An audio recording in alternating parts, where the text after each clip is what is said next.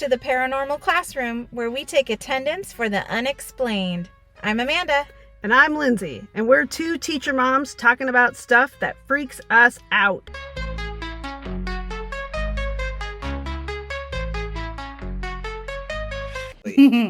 Okay, tonight we're recording this ahead of time because Lindsay's going to Scotland.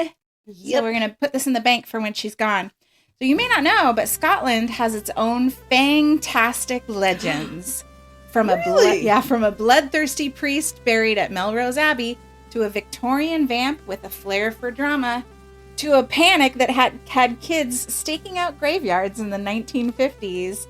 These tales I'm going to tell you tonight will suck you in. Get comfortable. Tonight we're biting into 3 of Scotland's creepiest vampire stories. That's ridiculous. Okay. All right. Yeah, I didn't know that. I knew that their national animal was the unicorn. That's awesome. Isn't I that didn't cool? know that. It's on their flag, I think. Wow. I could be making that part up. I might have dreamed that part, but I think it is.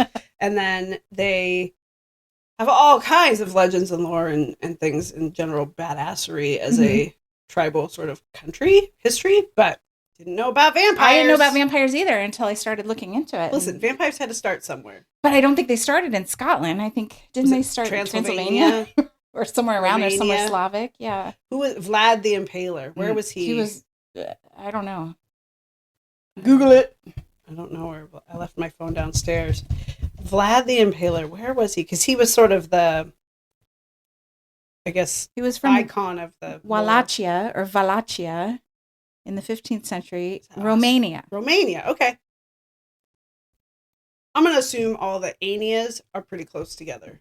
And they're all vampire havens. No, that's not true because Tasmania is down near Australia. Where is Tasmania? Is it an island? It's an island separate. And that's where that brilliant comedian is from. Which comedian? Hannah Gatsby. I don't know her. I thought you were going to say Rebel Wilson. Oh, no. She's from Australia, right? Mm-hmm. Yeah. Hannah Gatsby. You should watch her Netflix special. Mm-hmm. They're awesome. Awesome. Is anything haunting you this week that you want to share? Oh, gosh. No, not really. I've got dealing with knee pain. I told the doctor this morning, I said, I am 47 years old. I know you're 39. Yep. Which is wild because I always thought you were older than me. I am actually older than you, but I'm 39. But I said, I'm 47. Yes, I'm overweight, but I'm not that overweight. And I don't know any other woman of my age and stage that is dealing with 24/7 level 6 or higher pain in both knees because of a simple arthritis diagnosis. It just feels gaslighty. Like, oh, this is just, you're fat and old, and of course you have arthritis. Deal with it. Right. I don't like that answer. So I went back today, and which is also hard for me. I'm not a squeaky wheel when it comes to my own self-care, but I love my doctor. And so I went back, I trust her. And she said, okay, let's just do the same thing we did for the other one.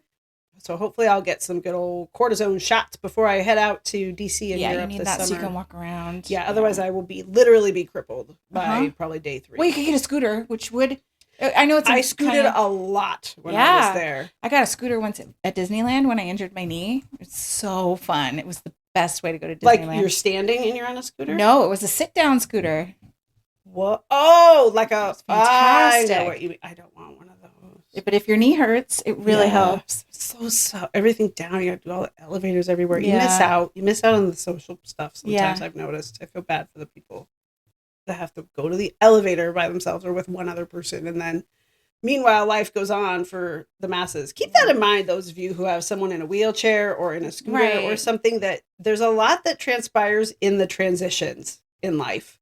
And when someone has to go transition differently, every minute of those bonds and inside jokes and connections matters, and they miss out. They miss out.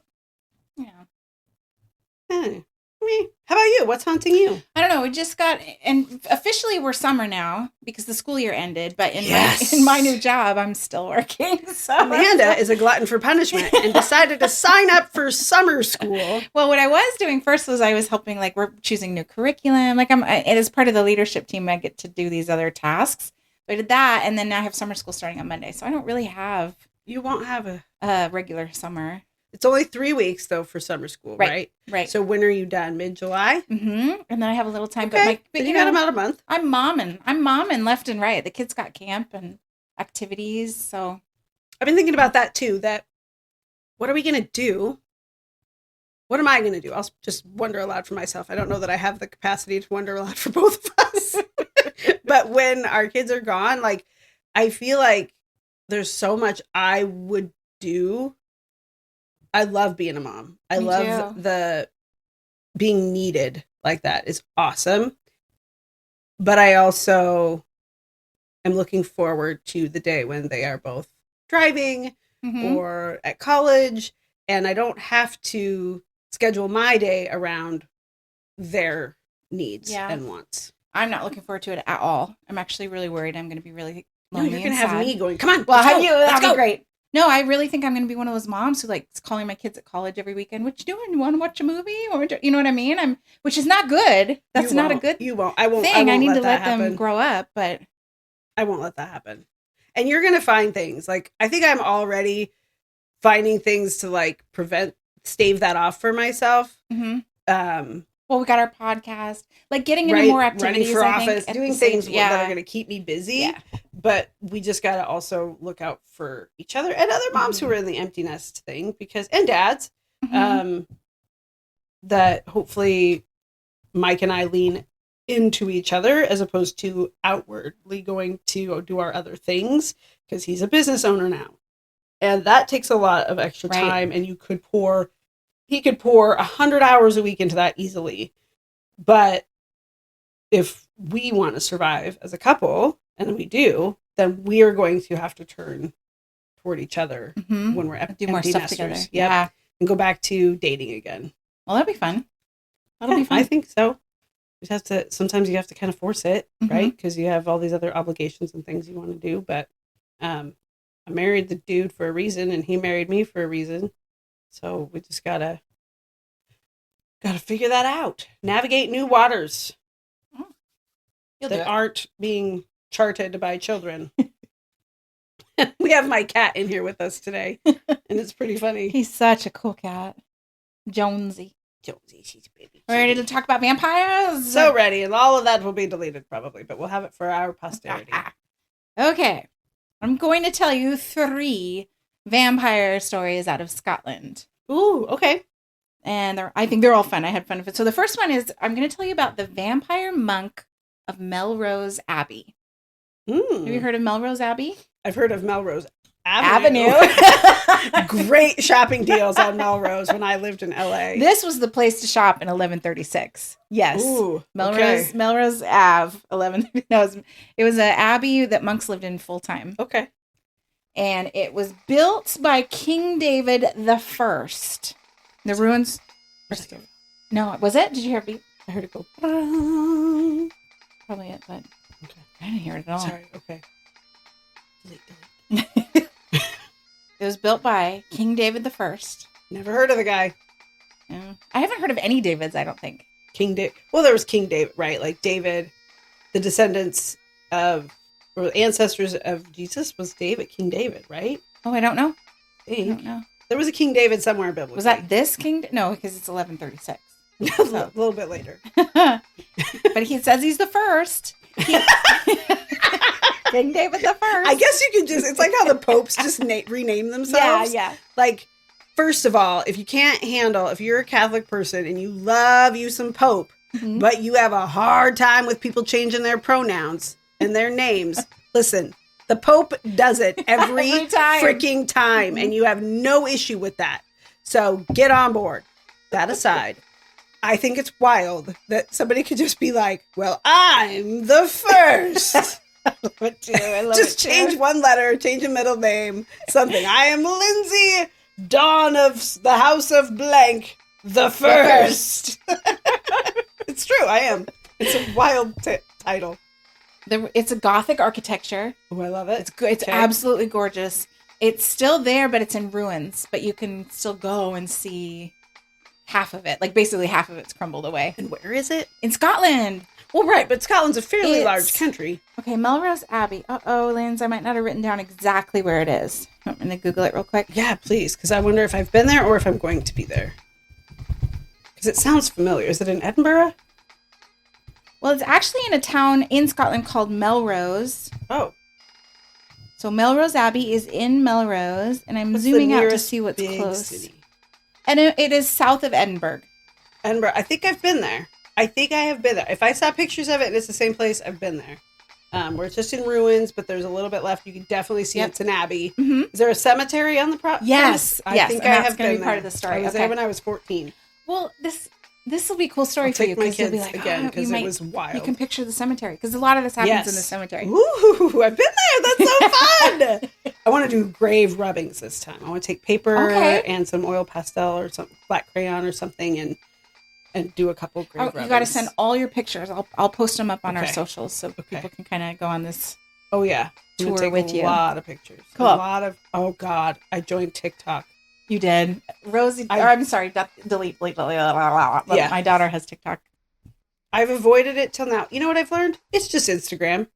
Instagram. My child educated me. Instagram stole the kind of concept, the design from TikTok. Mm-hmm. So that's why it's so familiar to me. But it's not exactly what I thought it would be. Mm-hmm. I don't get sucked into it, like down a rabbit hole. I'm not interested in swiping and watching hours of reels. That's just not my style. I don't care. If I don't know you, I don't care. Right. Half the time, if I do know you, I don't care. But I created an account for my campaign. And good, okay. I think it's a good way to reach people who are on the platform. My daughter can show you some cool tricks. She's really fast with whipping out little reels and videos. And she makes them so cute. She uses filters, all these things, but she does it like super fast so she's not wasting time. I feel like she's not. I was worried she was going to waste time on the app, but she'll just like film something, boom, boom, boom, boom, boom. And I was asking her once, I'm like, do you like that? Do you want to redo it? Because, maybe she'll trip or she'll do something. She'll be like, no, you just put it up, Mom. You want authenticity. Everybody just puts it up. Yep. You don't spend too much time dwelling on it. You're not trying to curate yourself. Mm-hmm. Right. You're just trying to, and that's kind of my whole thing with my campaign is I don't have time, energy, or money to be curated into something I'm not. I can't maintain that. I don't want to maintain something like that. So it is what it is. What you see is what you get. So I like that about that. So I think I need to have Rosie, or I need to have her train me. Mm-hmm. That'd be great. She would. Okay. All right, so back to the Abbey. Melrose Abbey, it's a bunch of monks living there. And one of them was corrupt. This monk shirked his daily religious duties. He did not want to sit around, whatever. It was probably really fun. Maybe. This is the fun monk. The fun monk. The funk, if you will. I don't think he wanted to sit there like copying Bibles onto other papers and I don't even know. I don't know what monks did in the 1100s, but he didn't want to do any of that. No, it sounds like, I think a lot, I don't know. I'd be curious to know if there's a study that's been done, and I'm sure there has been, but I'm sure the data on it would be horribly skewed, of how many young gay men go into the monastic fields because they're gay, and that's not something that is accepted or even tolerated. So they go somewhere where family they of are origin, kind of on the side of society. Right. Where it isn't an option for them to get married. It isn't an option for them to have children so that they can their family can be proud of this religious devotion when really it's an avoidance of being a societal black sheep, cultural black sheep. So maybe he was not his decision or his choice. It doesn't sound like he chose it. Like, I don't know. Definitely not a vocational passion of his. So he wasn't excited about it, right? No. If he's not doing it, he's not excited about it. No, he wanted to be a bartender somewhere or like make swords. Well, we'll call him the fun monk. I don't think funk. The funk. We'll call him the funk. I like it. He liked his drink. He was a bit of a drunkard. Definitely the fun one. And the funk was also obsessed with a woman that lived nearby. He was like, Interesting. Obsessed. Like, I think in an uncomfortable way. Maybe he was naughty. stalking her. Yeah. Ooh, and yeah, maybe he had some perversion.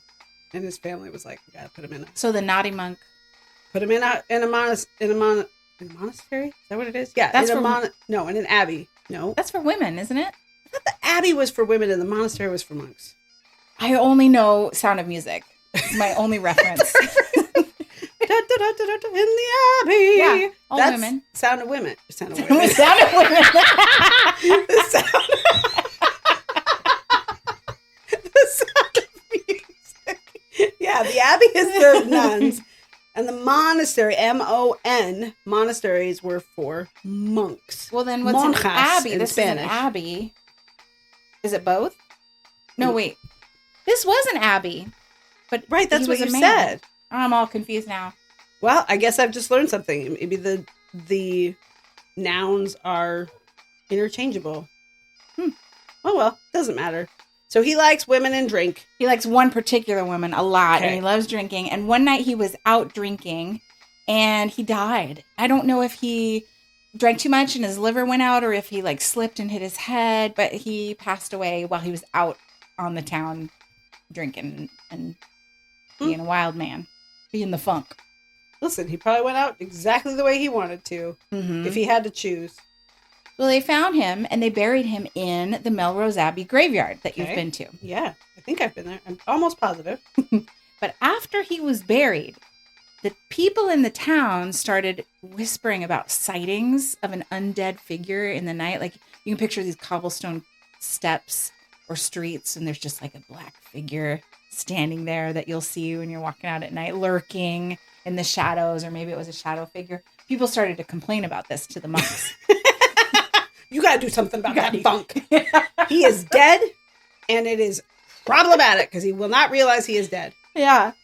And the woman that monk was obsessed with, she reported that the funk, the undead monk, came to her bedchamber and tried to drink her blood. No. So she's screaming because Right. someone's in her house or her Her apartment, boudoir. her boudoir, trying to suck her blood. And I don't know who, it could have been something. Maybe she was with somebody's husband, and this is her story that she came up with to get out of trouble. Maybe. But she says that it was this undead monk who was trying to drink her blood. So she screams, townspeople come, and they shoo away a dark figure. They actually shooed something away. Hold on. Okay. So she screams. It keeps going for long enough that people have time to arrive. Yeah. But I think they lived pretty close together in medieval times. Sure. So people kind of... They're obviously packed better in. than we are at this point. Because somebody screams in bloody murder in my neighborhood now, and I don't run toward it. I probably wouldn't even hear it. I've got the fan on, or I'm playing I'm out in video my yard. game. I hear stuff, and I'm much more likely to respond to a dog that sounds like it needs water and shelter that's been left out in the backyard too long than I am to some woman screaming bloody murder. I would probably stand there for quite a while going, What is that? You'd be like, should I move? Do I go to that sound? Do I call 911? I don't even know where to tell them to go. Like, there'd be a lot of processing that happened. Sounds like these people... I think they just go. That's They hear a scream and they go to help. especially in the middle of the night. But different time. Different times. They didn't have 911. It was on the people. Yeah. They probably still don't have 911. They probably have an emergency call, but it's not In 911. Scotland? Yeah. It's not 911. 911 is an American thing. They must have something. Scotland 911. I should probably know all of the emergency numbers before I travel. It's 999 in the So UK. much easier. Come on. 999. You know, In an emergency situation, is it not easier to dial the same digit three times than go Absolutely. and then on the opposite diagonal of the foam pad? They must have had it first. They called dibs. they did, and then we had to go with whatever They was said, left. Dibs. We call dibs. Wow. We had to go with whatever was left. Oh, Well, we're one of the last countries to be made, right? So, we're just We a had to go with toddler whatever was banging left. his head on the coffee table. okay, so So after this happens with the woman and the people sightings, the monks are like, well, we need to do something. So 4 monks stood guard at his gravestone waiting for him to rise. Because everyone in town is thinking, okay, this guy rises at night, bothers the town, and then goes back. So they're standing there at his gravestone for sunset. Can you imagine if you 100% believed that and you had to like sign up on Sign Up Genius for a shift? Like, I'd be picking the one closest to sundown as possible. They're like, you could take 8 to 10 p.m., 10 p.m. to midnight, midnight to 2. 2 to 4 is freaking out. I am not signing up for the witching hours. 4 to 6. 8 to 10. I'll take 8 to 10. Oh, Tommy, he didn't show up. I'm going to bed. Well, you're going to love this. That's kind of what happened because 4 monks are there standing gravestone. 3 of them get bored and they're like, see ya. And they go back into the abbey, leaving just one guy there standing guard. And that one guy has an axe with him. And he reports that the undead monk, the funk, did come out of the ground and he swung at him with the axe, hit him with the axe. And then the funk monk went back down into the ground, like slunk back in.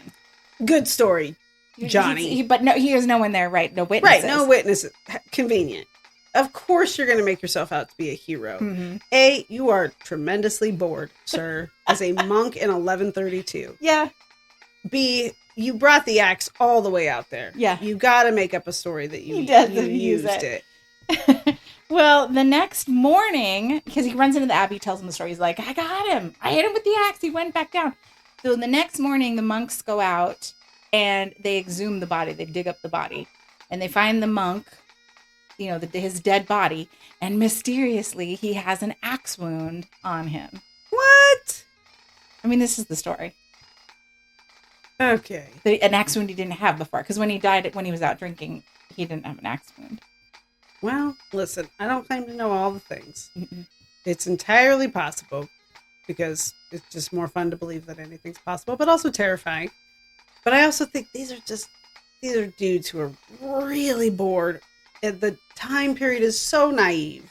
Mm-hmm. Yeah, so naive. And it's probably also very bored. Yeah. There's no soap operas. There's no The Bachelor. There's no TikTok. Mm-mm. There's nothing. You've got to find your own entertainment. So I would love for that to be true. But right. I don't know if it is either. Huge grain of Scottish salt on that one. Yeah. But I'm assuming they were literate because I think a lot of the abbeys were places where they would record things. And I think they have recordings of this. I just don't know if it's true. Yeah. But they took the body and for extra measure, they burned it. Salt and burn it. But people who go there today, travelers, they still report seeing black shadow figure on the property. I hope I do. So I hope you do too. I don't know if it's the funk. I'll be like, I see you, funk. I know all about you and what you've been up to. It all could have been easily solved with consent. Didn't have that woman's consent. He did not. Story number 2. Ready? Okay. Yep. Story number 2 is called The Gorbals Vampire Panic. Gorbals. And I don't know how you would say that with Scottish accent. I think you just did. I think the way it is spelled is the way I would pretty say it. Gorbals. There it is. You just got to growl a little bit. I love it. The Gorbals Panic. Vampire Panic. I spell it. Gorbals. Gorbals. Yeah. This is my favorite story of the 3. I'm excited. So Gorbals was a working class area of Glasgow. Love it. You know where Glasgow is? I'm going there as well this summer. Okay. There's a cemetery nearby that they call the Southern Necropolis Cemetery.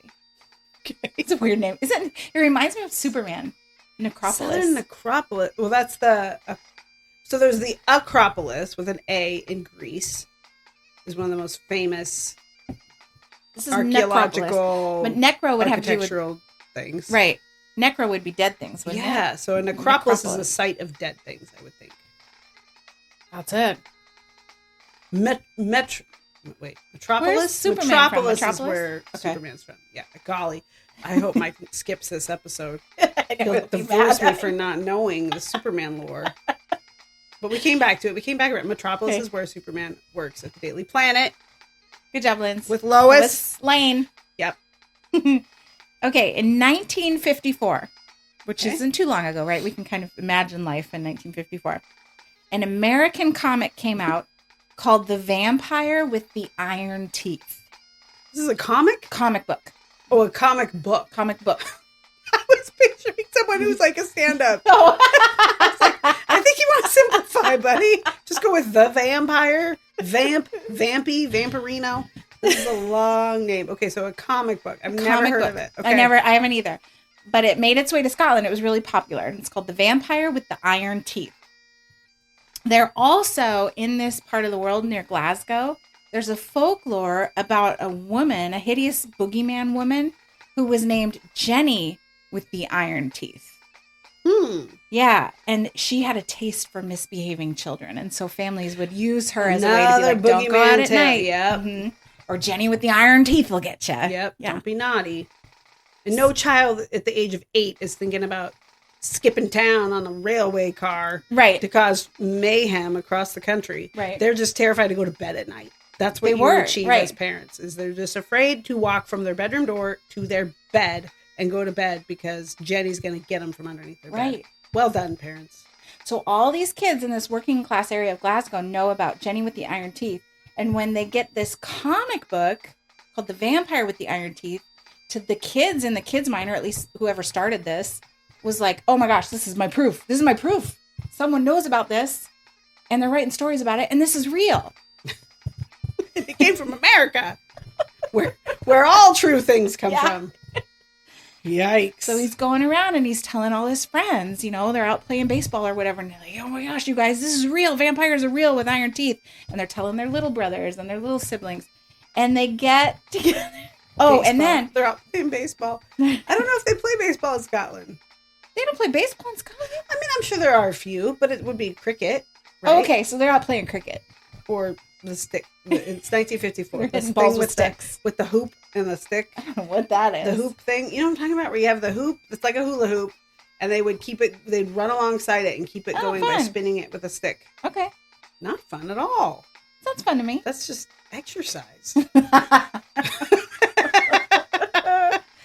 In August 1954, this is really kind of the trigger. Okay. 2 boys named Billy and Tommy, Oh, which are the names of Scarlet Witch's children. Did you watch that show, Scarlet Witch? I did. So good. Okay, so Billy and Tommy, they were about 10 and 11. Unfortunately, these 2 boys disappeared while they were playing near the Southern Necropolis Cemetery in the Gorbals area of Glasgow. So what do the kids think happened? The community Iron community Teeth of got kids, the vampire with iron teeth got it. Got him. And they get September 23rd, 1954.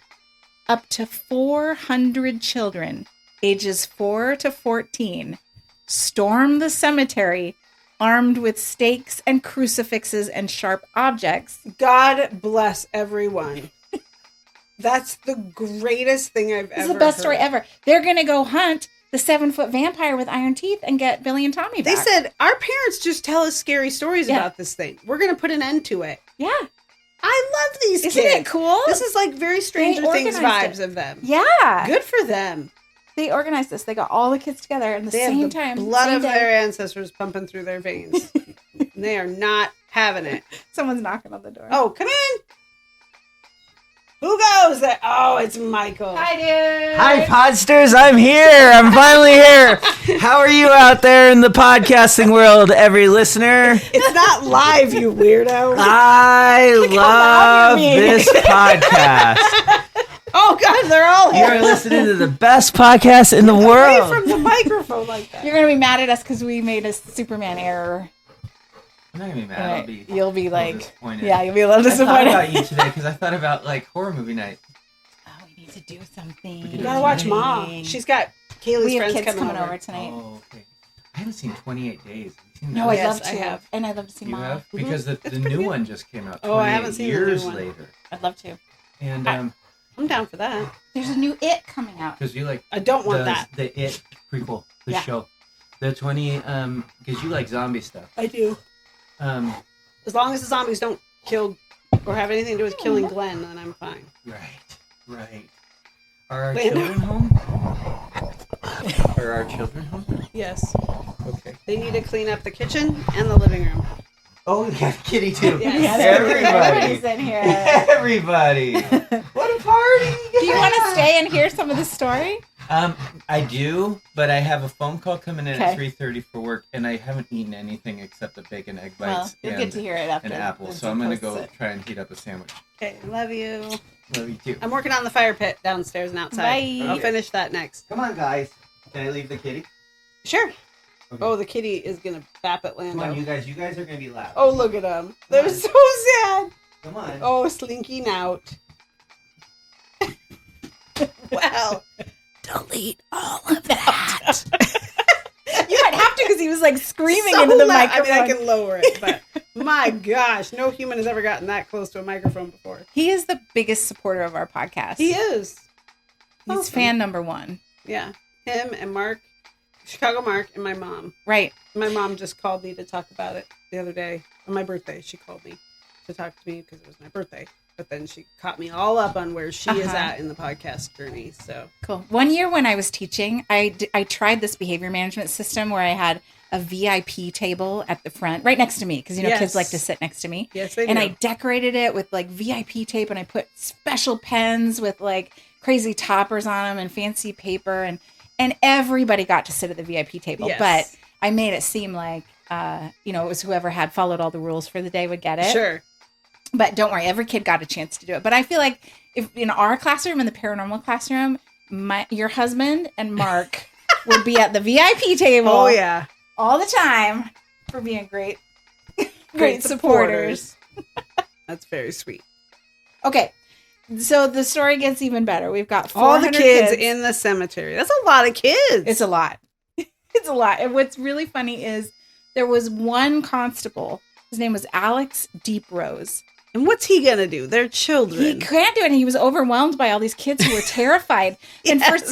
what I think is hilarious is they just sent the one constable. Like, Right. imagine the police force sitting around going like, okay, who's going to deal with this? Who's going Right. to go out there? Right. It's just kids. It's just kids. Listen, I've been in a classroom with 35. This is 400. This is a whole you, school. It's kindergarten. You keep your back to the door and pray Mhm. they don't organize. So now we have 400 of them of all ages 4 to with 14. weapons. Yeah, the little 4-year-olds are out there too. The 4-year-olds are the ones I'm most afraid of. Well, they were probably siblings. They're going with their older brothers. Yeah, 5 and 6, they're the most dangerous because there's no inhibitions, That's hilarious. no consequence for thought. It is just stab and run. They needed more constables. Well, they only sent Alex Deeprose, so Sorry, God blessed Alex Deeprose for Alex going did out not go on to get his teaching certificate. there. He was totally overwhelmed by these kids who were terrified. He was the only adult in the chaos, and he thought it was hilarious. He was trying to keep a straight face while he's also trying to restore order and get the kids to go back home. Right. You don't know whether to laugh or cry or it's that. Oh, excuse me. Delete. It's that like feigned. You want to treat them with respect but also it's adorable. And he wants to show his authority, but Right. also it's probably hilarious. Yes. He says that in his report, he arrived and he found a mob of children scaling fences, combing the gravestones, and even lighting makeshift torches. Yes, Scottish kids are badass. And he got them together and he gave them a lecture about. I'm sure that went over real well. He tried to give them a lecture about not assaulting the undead without police backup. So he's trying to show them that he's taking it seriously. Yeah, he's trying. Listen, But kids. listen, guys, this is I dangerous. understand your concern. But when it comes to the attacking of the undead, you're going to need to wait till I can get over here. There's only one of me. Yeah. That's probably That's, exactly bless his what he- heart. I mean, he's probably trying to be I know. kind and compassionate and sympathetic to their little, just, what is that, mercenary souls, but it is silly. He sounds amazing. I would love to like hang out with Alex Deeprose. Awesome. This went on for 3 nights because he couldn't get it under control, and the kids were like, you know, how they're like, sure, like this. Did any kids what we hurt need to each do. other accidentally? Not, I didn't hear anything Not that about they anybody reported. getting hurt, which is amazing because they had stakes and sharp things. Right, and they're climbing fences with sharp objects. Yeah. And jumping off on the other side, presumably. But I think kids, when they lived in the wild times, you know, my dad's time, the 50s, when they were allowed to just be outside with and they no had adult BB supervision. guns and knives. I think they got pretty, like, either they got hurt so bad that they were out, like gone, or they all got really good at climbing fences with sharp objects and just climbing trees and being. I think there are a lot of They Boy were Scouts type in wildlings. this country. There are a lot of Boy Scout type of things where you learn to always be prepared. Mhm. And yeah, and man, that's funny. That's really funny. I wonder what the difference was in child rearing in 1954 Scotland versus 1954. Yeah. Excuse me, 1954 U.S. Well, so the parade goes on for 3 nights, and then it rains really hard, and the rain is finally what They're was not going to go like, out in the rain. We're done. Yeah. We're done. And then a few days later, Billy and Tommy were found. What? Yeah, the boys that they went to avenge or find, they were fine. They just like went on a walkabout or something. For 3 days? Yeah, 4 yeah. days? Yeah. But when you That's suspicious. well, I don't know. I think in the 50s it was just No, different your times. kids didn't disappear for 3 to 4 days. I don't know where they went. It wasn't in the story, but they were fine. That's the Well, thank funny part. God, They were but- fine. That's wild. But that's not in the story. Like, nobody cared to report on where did they go. Well, not that you know how my Our research deep goes dives, deep. Yeah, quote unquote. Yes, I didn't happen to take time to figure that out, but it's a great question. That's so funny. They're like, guys, we've been here the whole time. They're probably in the mob, Probably in the mob. and nobody What you guys noticed. They just kept going anyway. I love it. Okay, number 3, my last vampire story Okay, is called "The Lady in Lavender." at least it's not white. I'm so tired of the lady Tired in lady white. in white, lady in I'm red, so over lady it. in brown. Lady in brown. The brown lady is like one of these famous ghost pictures. I'm going to show you real quick. It's the cemetery, right? Well, I think you'll recognize the photo. Brown Lady of Raynham Hall. It's a super famous photo that someone supposedly got of a ghostly shape. They're calling that brown? Yeah. Well, their eyes work differently than mine. It's a black and white photo, so. True. That's true. Fair enough. Interesting. But this is the Lady in Lavender. Okay. So there was a woman in the Edwardian era. Can you picture it? Okay. It makes me think. Well, it makes me think of Bridgerton. Do you ever watch Bridgerton? That's the Edwardian era? I think it is. I'm not positive, but it's like when they would wear the dresses Empire right under their waist. Empire waist. Okay. So Edwardian tells me like King Edward. I think so. Okay. All right. So it's the Edwardian era of Scotland, and her name was Madame Violet, or the Lady in Lavender. That's what they would call her. And she had a remote manor house outside of the Melrose Abbey, Oh. kind of near the Melrose Abbey. She had a manor house. She was a wealthy woman, and this was on they call it the Borders region. Have you heard of that? Nope. The border between Scotland and England. There would be a lot of like fighting. A lot of conflict. Yes. A lot of conflict. They would call that the Borders region. Okay. There's just a history of a lot of conflict there. Okay. But she had a manor house out there. But it was like off the beaten path. Hmm. She was described as pale, elegant, and always draped in deep purple or lavender velvet. Hmm. And she would hold esoteric gatherings. Okay. Like Try that again in English. Okay, you know how, I don't know if you know this, but the guy who wrote Sherlock Holmes, Arthur Conan Doyle, he was really into the esoteric. He was really into like spiritualism, and he would have people over for fancy seances. Yes, which I always thought was so strange for someone who wrote about such logical, observant things. Yeah. I know he was really into it. I think he wrote about the logical stuff first, and then it was near the end of his life that he got really into the woo-woo. Yep. And his wife was really into it. But I think the Lady in Lavender was similar. Like this wealthy woman was really into that stuff. She would have rituals disguised as like tea parties or fancy, and they would be doing seances and other stuff. Cool. I love that. That's fun. It'd be cool to be invited. Mm-hmm. So the witnesses claimed, people she would invite to parties, and you know, everything gets blown out of proportion, but they claimed she never aged. She never ate in public. and she would only appear after dusk. Obviously a vampire. Obviously a vampire. Also, in her presence, people would report feeling weak or entranced. Okay. So she's witchy. Yeah. So, when I read that, when I was reading and doing the research, she gave me really Angelina Jolie vibes. I feel like she's so alluring. Angelina Jolie is very alluring and also gives witchy vibes. Yeah. For sure. Yeah. I would find it hard to concentrate, I think, if I were in the same room. Is there as her. anybody else who does that too? Jennifer Lopez. Oh, yeah. You're a big J-Lo fan. God. Yeah. She's a magical creature to me. Mm-hmm. Probably Hugh Jackman.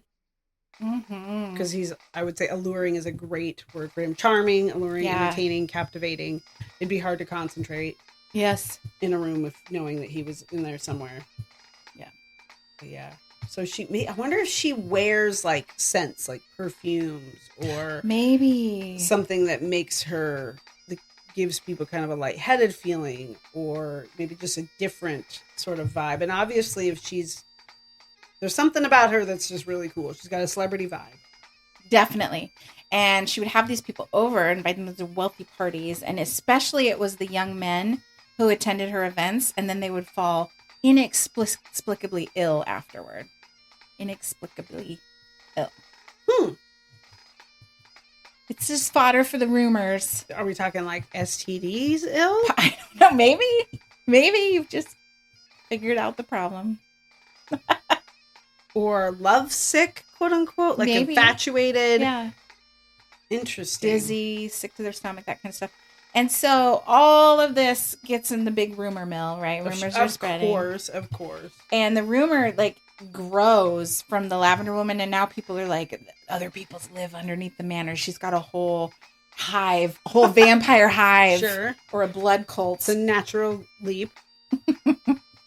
So people are speculating. Blood cult. I love the word hive for vampires. It's a great word. It's a great visual. Yes. Of them just like just all vibrating with the desire to thirst on other people's blood. Yeah. That is a wild visual. So there was speculation about her hive being tied to some aristocratic families that were engaged in occultism.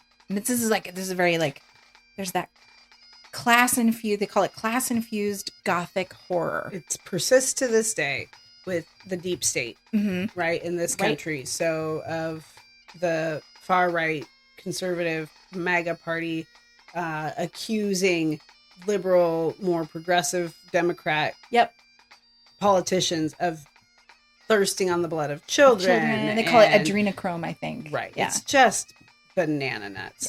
Yeah. When really, I could go on for days. But usually it's something that you call you call your enemies crazy, you call your enemies weirdos, and suddenly no one's really paying attention to what you do. Right. So I think that's a great comparison. Strategy. It is, yeah. Maybe they don't want to quell those rumors because they like it gives them some status, some power for people to be afraid of you or fascinated by you. Possibly. And also, who has time for that? Not us. No, but if I'm a busy politician and someone wants to say that I am thirsting on the blood of children, I am not even going to grace that with any kind of argument. Yeah. It's not worth my time. I've got real problems to solve. Yeah. Stop trying to distract away from the real problems. Yeah. So, and when it comes to people like with elitism and royalty and the upper crust or classism, caste systems, the ones who feel like they are not on the inside or at the highest echelons will cast stones. So they will try to bring that level down with vicious rumors, with gossip, with just out and out lies, crime against them, variety of things to try to bring them down to their own perceived level. It's just silly. It is silly. But I think that's a great comparison, because I think that's kind of what was happening with the Lavender Lady. Okay. That she was just other Yeah. to the normal people. And in the 1920s, a traveler from Edinburgh went to visit her, and he wrote about his encounter in a pamphlet. I don't know what it is about pamphlets, but pamphlets around that time. Pamphlet? How do you say it? Pamphlet. There's an H in there, Pamphlet. right? Well, there's a PH, so it's probably pamphlet. Pamphlet. I would say pamphlet. Pamphlet sounds like stuff you might need for like your monthly business. Hey, knock, knock, knock on the stall door. Got any pamphlets over there? I need a pamphlet. Didn't see this coming. I just have this one that's written about this vampire lady. It's a penny dreadful. Oh, not a pamphlet, darling. I'm looking for a pamphlet. But I'll take the pamphlet because that sounds interesting. I'll read it while I Slide it under the door. Okay, so there's... Okay, Yeah. back up. So this is in Edinburgh, and they've got pamphlets about the Lavender Woman? It's a guy who was traveling from Edinburgh, and he's traveling. He has an encounter with a woman in the Borders town that matches Violet's description, Lady Violet's description. Ooh. And he writes about it in a pamphlet, and it's like a really popular pamphlet because it's such a creepy like story. Stop! I don't know how to say it. Pamphlet. Pamphlet. Pamphlet. Pamphlet. But if you keep saying pamphlet, A pamphlet. it sounds like a baby pancake. I don't want sounds a large wrong. pancake. I just want like a little pamphlet.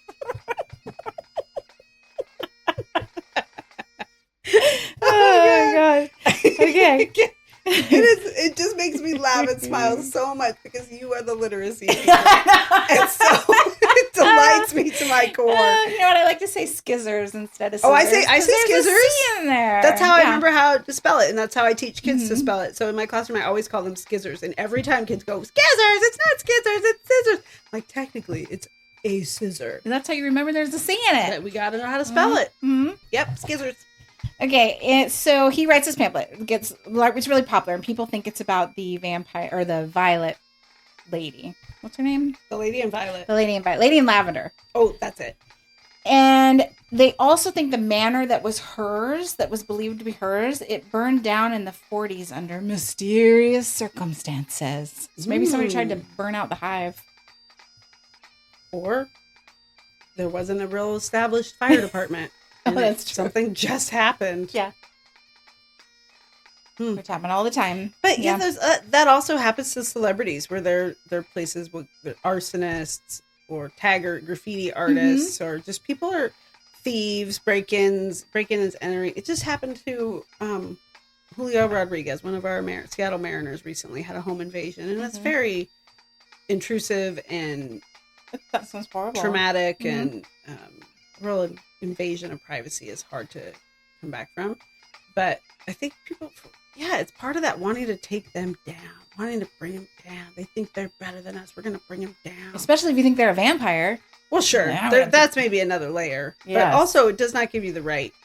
Being other does not give anyone the right to cause harm to their person or property. Right.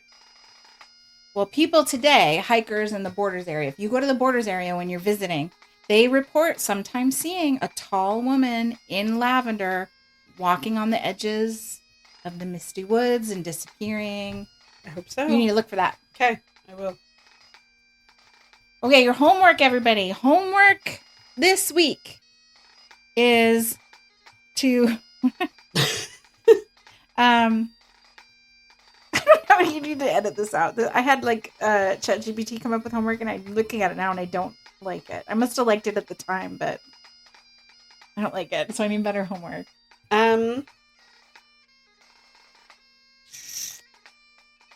I guess I'd be curious to know about more tales of like kind of hometown tales of similar things where someone is a wealthy, miserly hermit type that the lore builds around. Yes.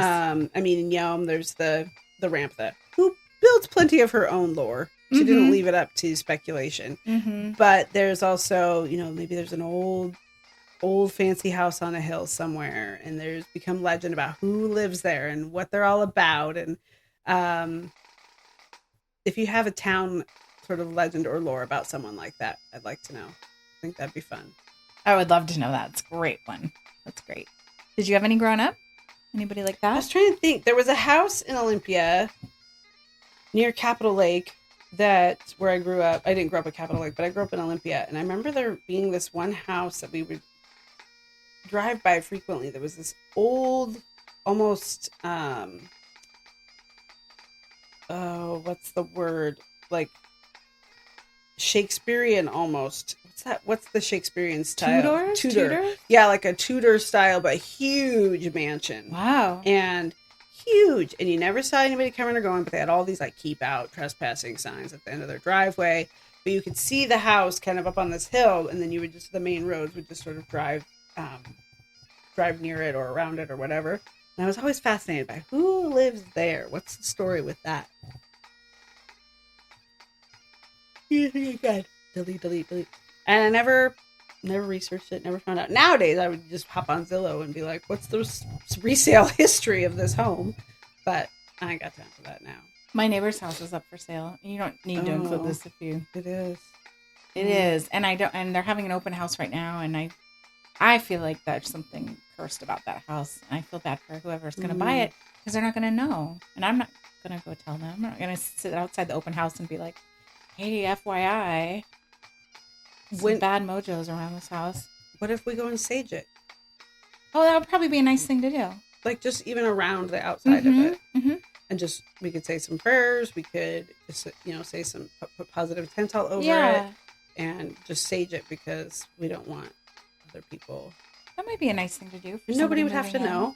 That's okay. So now that I have a question for our listeners, like if you include this in the podcast, if you're buying a house and there's something, like horrible things have happened in that house with multiple families, would you want to know, or would you not want to know? Would you want the neighbors coming around and saging it, or a priest blessing it, or something like that? Or would you want to go or do you think that's weird? I would want to know if there had been, and in some states you have to disclose stuff like that, but if it hasn't been labeled as haunted, quote unquote, if a house is supposedly haunted, like when people have had experiences, there are some states where you have to disclose that when you're selling it, which I think is fascinating.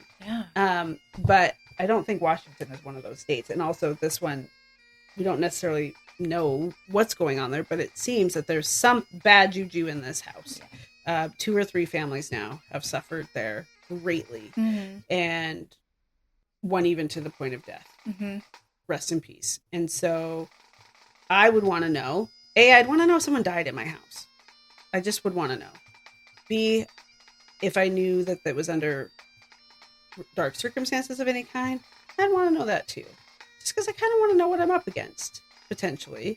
And I don't think I'd bring my children into that home. Just, if I can choose between potentially haunted or not potentially haunted, I'm going with the not potentially haunted. It's not worth it. And no, I wouldn't care. If people's intent is in the right place and they're just trying to help, bring it on. Yeah, maybe we should go do that. Under the cover of darkness, we shall go sage this home. Well, I'm going to ask everybody listening to, like, Lindsay and I, how many episodes have we done? This will be 40. This is 40. Like, we're in it now. 40. This might be like 41, because these are out of order. Oh, yeah. They're That's bankable. right. But this was an experiment when we started. We just got together to make sure we were seeing each other every week. And I feel like it's really a podcast now. Like, we have subscribers. It's we have the equivalent of a pregnancy. We have, and more so because we have several episodes that didn't record. Right. So really we'd be at like 43, 44, probably. Right. 43. But so we're having our podcast baby. We are having a podcast baby. So the water has broke.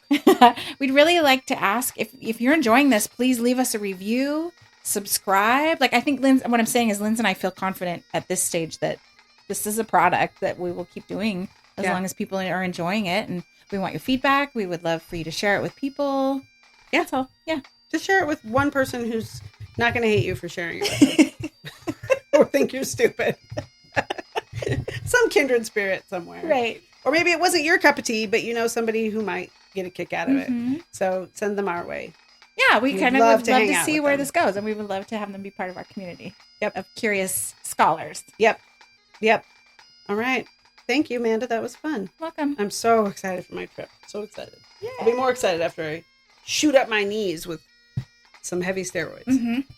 You need it. I do. All righty. Okay, class dismissed. And don't open the door.